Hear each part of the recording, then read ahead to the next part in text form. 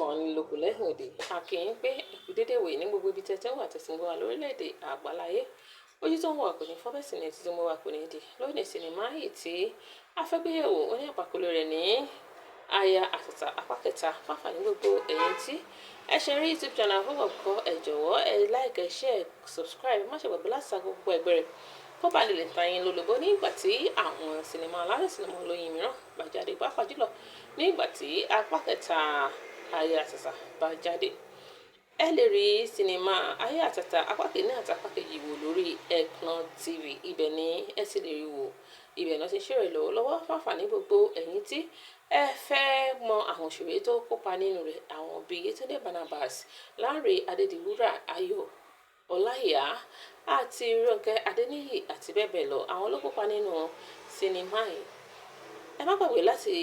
subscribe sórí YouTube channel wa ẹ sì like ẹ share comment òṣèré tẹ́ nífẹ̀ẹ́ sí jùlọ ilé tí a fi nífẹ̀ẹ́ òṣèré náà jùlọ kí ni ẹ lérò pé lè ṣẹlẹ̀ nínú apá kejì ǹjẹ́ o nẹ́tọ̀ fún apá kejì ẹ kọ sórí comment section. A ó lè rí ìjìbá ìlọsí jẹ mẹ́ràn ọjọ́ rí ire lójú owó rí ire lójú gbogbo àmàrí láṣẹ Èdùmàrè ó dàbọ̀ ó tún dìgbà mìíràn ire.